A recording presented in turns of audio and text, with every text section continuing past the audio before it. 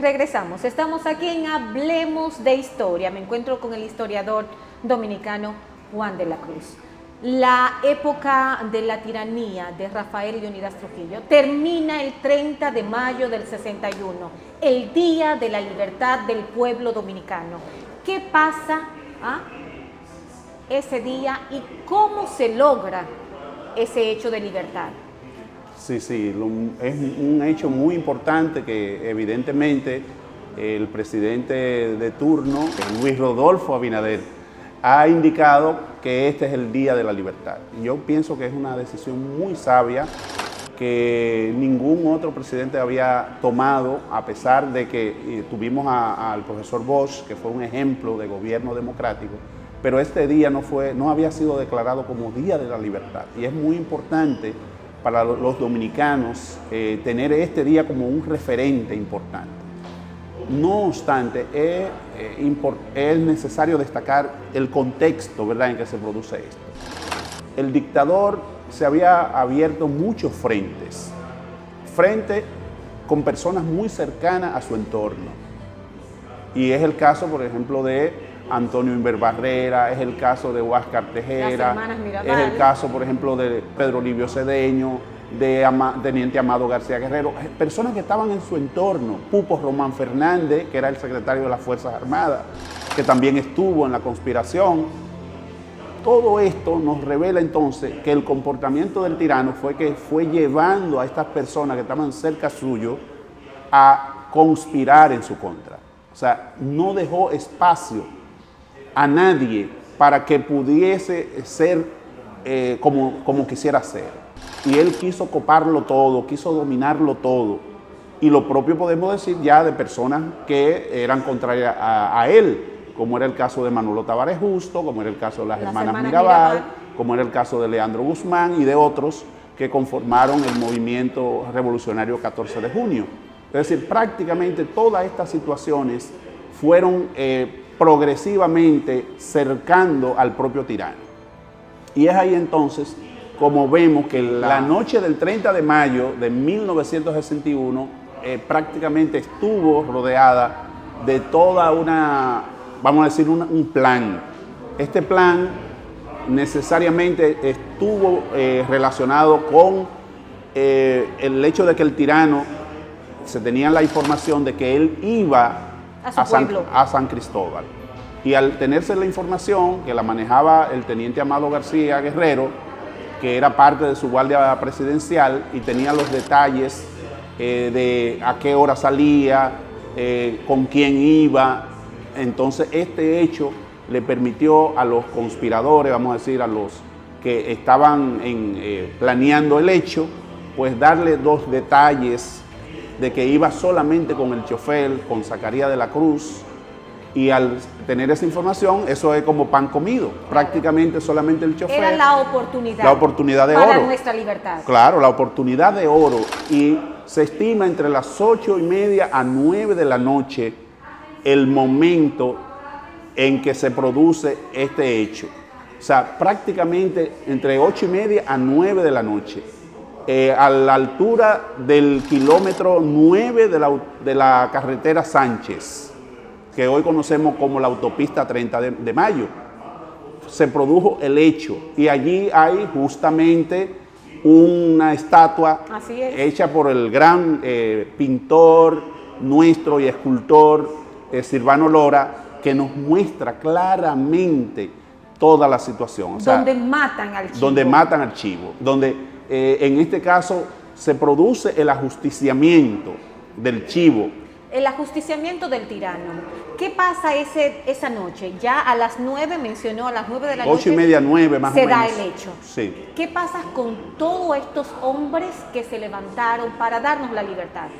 Básicamente, exceptuando Antonio Inver Barrera y Luis Amaya Matió, que habían participado unos en la planeación y otros en la ejecución. En el caso de Luis Amaya Matió había participado en la planificación, no en el hecho en sí.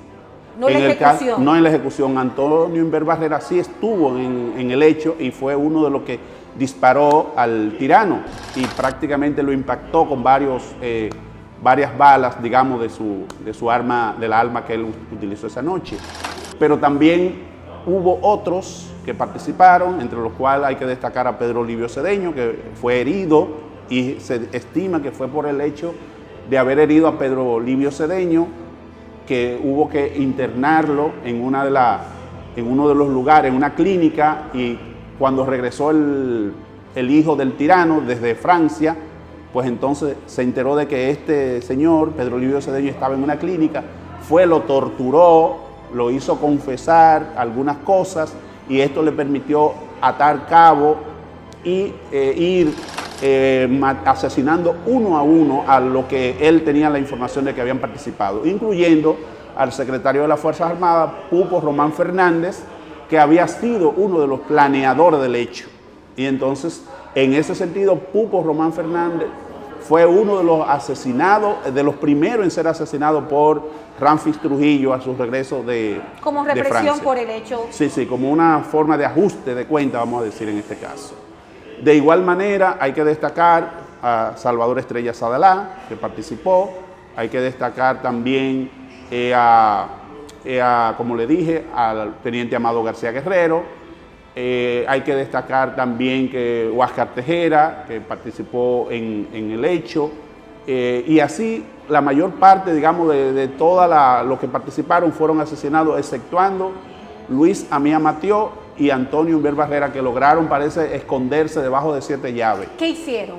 Porque tenemos datos históricos, ¿verdad? Que se escondieron en casas. ¿Cómo hicieron? Sí. Básicamente, en el caso de Antonio Humber Barrera, se estima que estuvo escondido en un túnel, que prácticamente no hubo forma de que lo pudiesen conseguir. Y en el caso de Luis Amía Matió también logró esconderse de una forma, vamos a decir, que no lo pudieron alcanzar. Solamente decir que en el caso de Luis Amía Matió se habla de él como un héroe, pero no participó prácticamente en nada, porque la labor que él tenía, que era específicamente la de, junto a Pupo Román Fernández, asumir el poder, él se metió en miedo, tanto Pupo como él se metieron en miedo. ¿Qué pasó esa noche? Y no asumieron el poder que le tocaba, que era lo que habían acordado los conspiradores, de que ellos dos, Pupo Román como jefe de las Fuerzas Armadas y Luis Amía Matió como civil, fueran los que asumieran el control del poder, y los dos se metieron en miedo, y ninguno de los dos tomó una sola acción dirigida a la toma del poder. Hubo una celebración silente. ¿Cómo se le llamó esa noche de cuando matan el chivo? Sí, la población dominicana siempre ha sido una población muy inteligente. Primero quería confirmar que el hecho era cierto, porque podía ser un rumor para saber cuáles eran los enemigos del jefe.